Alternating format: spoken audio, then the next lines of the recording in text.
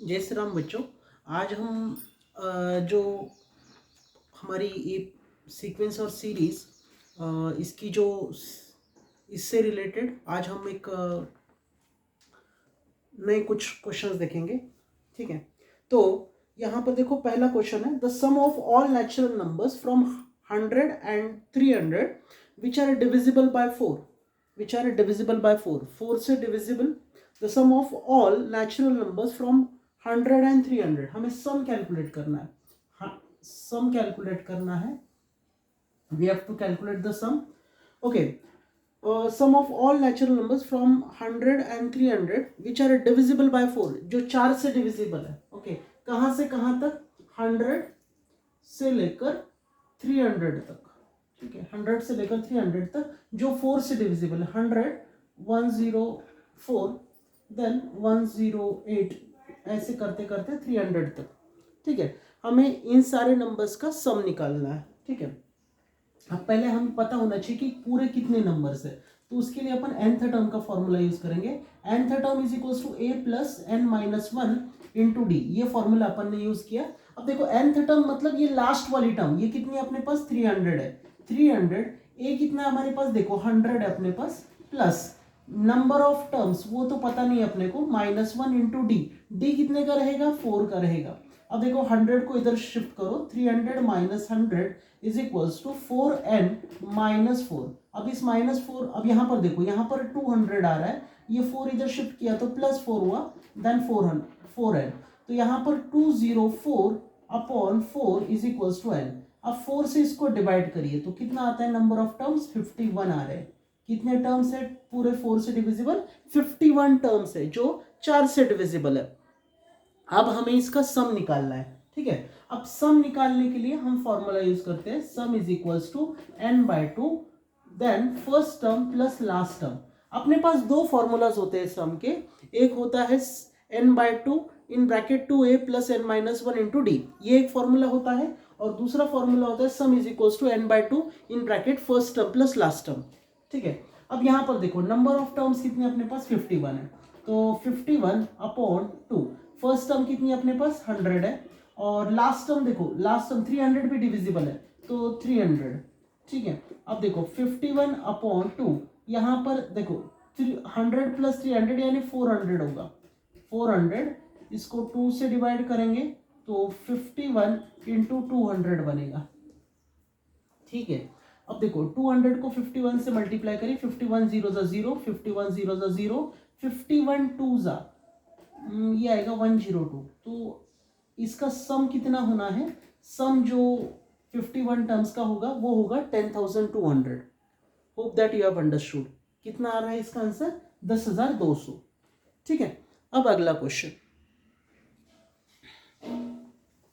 अब देखो अगला क्वेश्चन क्या दिया उन्होंने, the sum of all natural numbers from 100 to 300 excluding those which are divisible by 4, excluding those which are divisible by 4। अब ऐसे टर्म्स छोड़कर जो डिविजिबल है, किससे? 4 से डिविजिबल है, ऐसे टर्म्स को छोड़कर कहां से कहां तक? 100 से लेकर 300 तक। अब देखो यहां पर सबसे पहले देखो 100 से 300 के बीच में कितने टर्म्स है? पूरे 201 टर्म्स है, पूरे 100 से लेकर 300 तक 201 है।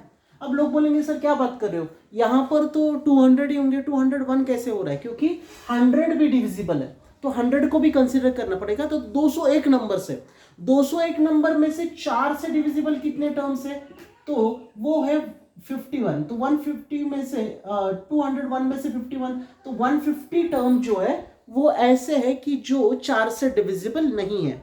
अब उन्होंने क्या बोला है कि देखिए the sum of all natural numbers from 100 to 300 excluding those which are divisible by 4, तो इनका सम कितना होगा? मतलब 150 टर्म्स का सम कितना होगा? तो कितना होगा? तो इसके लिए अपन फॉर्मूला यूज करेंगे। कौन सा फॉर्मूला यूज करेंगे? First term plus last term का फॉर्मूला यूज करेंगे। ठीक है, तो sum is equals to n/2 in bracket first term plus last term. अब 4 से डिविजिबल नहीं है ऐसी टर्म्स, अब पूरे टर्म्स कितने हैं जो 4 से डिविजिबल नहीं है? वो है 150 टर्म्स, तो 150 अपॉन 2। अब ऐसी पहली टर्म 100 तो 4 से डिविजिबल है, तो 101 है क्या 4 से डिविजिबल? नहीं है। तो हम पहली टर्म लेंगे 101 प्लस लास्ट टर्म देखो 300 तो 4 से डिविजिबल है, तो कौन सी टर्म होगी? 299 होगी, तो 299 यहां पर लिखते हैं। ठीक है, अब देखो 150 अपॉन 2, अब 101 और 299 ये कितना आएगा? 400 आएगा, तो 2 1 जा 200 जा। ठीक है, 150 मल्टीप्लाइड बाय 200, तो देखो 150 जीरो जा 0, 150 जीरो जा 0, 152 जा 300, तो पूरा जो सम आएगा वो 30,000 आएगा। तो यहां पर जो उन्होंने ऑप्शन दिया है बी एज अ 30,000 वो सही ऑप्शन है। ठीक है, फिर अगला क्वेश्चन।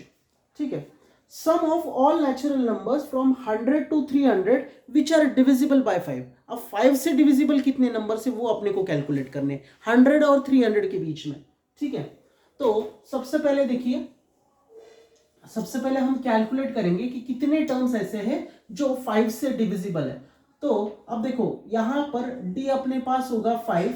अब नंबर ऑफ टर्म्स अपने को पता नहीं है, इसका सम भी निकालना है हमें। फर्स्ट टर्म हमारे पास होगी 100 और लास्ट टर्म हमारे पास होगी 300। ठीक है, अब देखो nth टर्म का फॉर्मूला यूज करेंगे, nth term is equal to a plus n minus 1 into d, ये वाला फॉर्मूला। अब देखो nth टर्म कितनी अपने पास? 300 है, तो 300, पहली टर्म कितनी अपने पास? देखो 100 है, प्लस नंबर ऑफ टर्म्स पता नहीं है, डी कितना अपने पास? देखो डी तो 5 होगा, क्योंकि 5 से डिविजिबल वाले नंबर की बात हो रही है। तो देखो इस 100 को इधर लेकर आओ, 300 minus 100 is equals to 5n minus 5।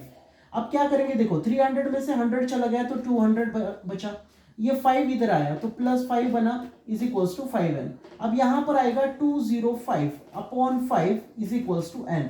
अब 5 1 जा एंड 41 जा, तो नंबर ऑफ टर्म्स जो 5 से डिविजिबल ऐसे कितने हैं? 41 टर्म्स है। कितने टर्म्स है?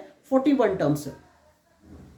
41 टर्म जो है वो 5 से डिविजिबल है। अब यहां पर क्या करेंगे अपन? इन 41 टर्म्स का सम निकालते हैं, तो sum is equals to n/2 in bracket first term plus last term.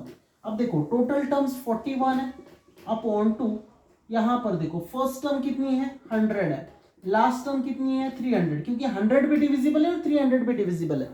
ठीक है, अब यहां पर देखो 41 अपॉन 2, यहां पर होगा 400, तो 400 को 2 से डिवाइड करेंगे तो 200 आएगा, तो 41 मल्टीप्लाइड बाय 200, तो 41 जीरो जा 0, 41 जीरो जा 0, 41 2 जा 8200, तो इस तरह से सम आता है। ठीक है, तो सम इज इक्वल्स टू 8200।